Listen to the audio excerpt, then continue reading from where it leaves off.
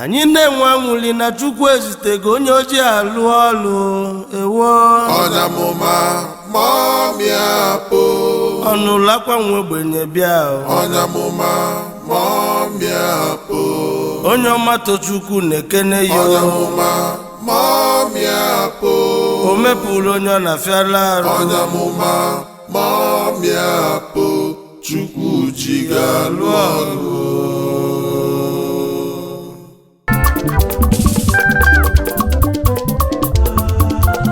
Happy birthday to you, Dr. Prophetess Nkiru Ihezue. Hida Mọmịapụ onye ọma Tochukwu ekene inu na nke ịnụ na maka Hida onye Chukwu ji alụ ọlụ onye Chukwu ji alụ ọlụ ọ batago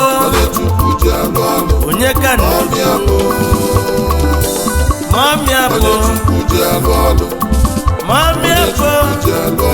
Dr. Prophetess Nkiru ka ihe sue mekene yo Chukwu ji ya lụọ ọlụ o mepụrụ onye ọ na-afịala arụ.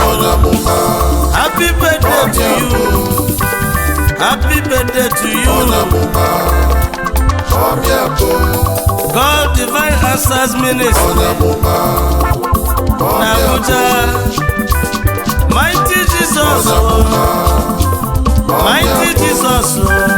God Divine Answered Ministry not in Abuja. Dr. Prophetess Nkiru Ihezue nwanyị ọma mekene yo akwụ ogbenye na-emetụta yi akwụ ogbenye na-eme yo mụbụ onye ọma Tochukwu na-ekene yi o mere onye na-enwere ego nwe ego Chukwu ji ime ogbenye ọbụla ọgaranya ndị nwanne si muke na-eyi n'ọrụ ọma ndị ụwa na-atụ n'ọnụ si muke na-eyi n'ọrụ ọma ụmụ nwanyị ajadu si muke na-eyi n'ọrụ ọma ndị mkpụrụ na ndị isi kedu maka ndị nọ na prison yard ma si muke na-eyi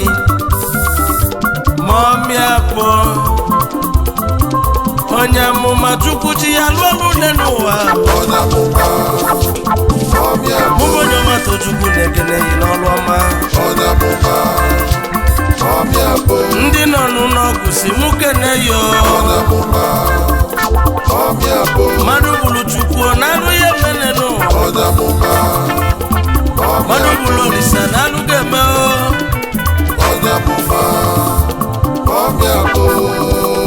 onye na-enwere olileanya o ji ya enwe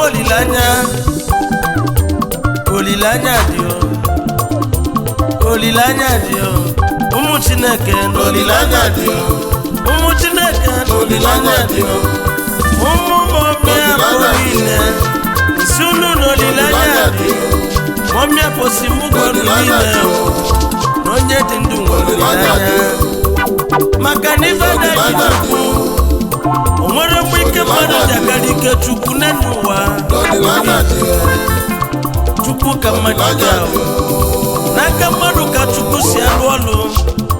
o zitela anyị Mọmịapụ Dr. Prophetess Nkiru ka Ihezue onumeke na-eyo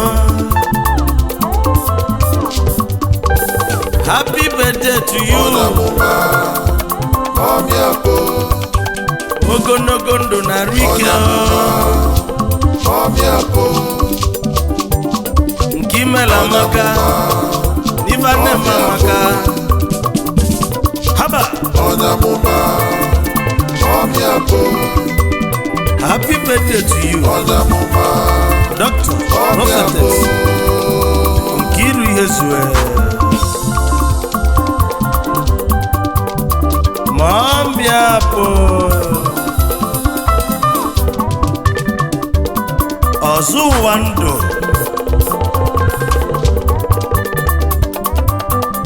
nnukwu onye amụma nwanyị Chukwu ji ji alụ ọlụ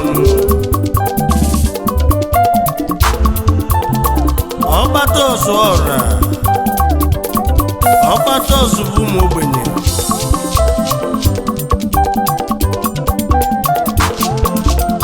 ọkwa ndị ụwa na-atụ n'ọnụ ị na-enye jufe afọ na ndị enwe nne enwe nna ndị ngwụlọ na ndị isi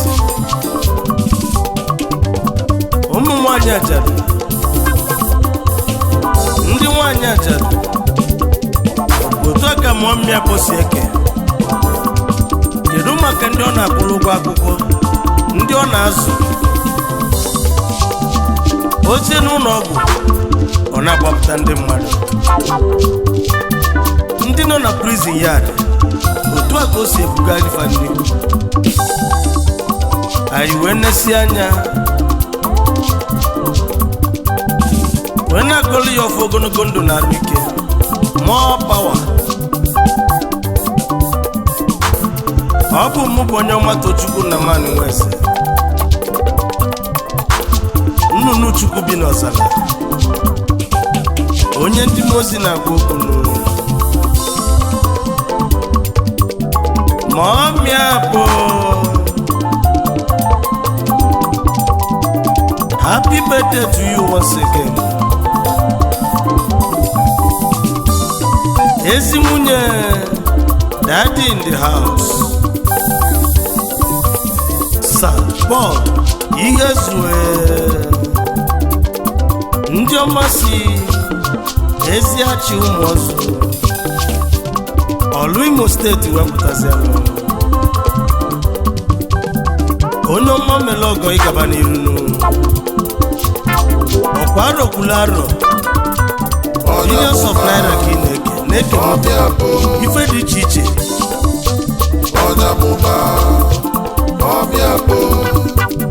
Tochukwu chọọ nnọkọ nkwasị nwoke na-eyi n'ọrụ ọma na nke imela maka ya bụ Tozi Hotel anyị nchara ine na-ewishi happy birthday ọ ya adịla na mma. My brother, I want to use this opportunity to thank God into the life of our mommy, our only mommy, the only mommy in the world, being mommy Bilu Abo, my spiritual mother, that she's always there for me any day, anytime, any moment. I thank God for his life, for making us to witness her birthday again this year, 2021, being 1st December. That is the day to have for her. Mommy, I and my family are wishing you birthday, happy birthday, long life and prosperity. In Jesus' name, I pray.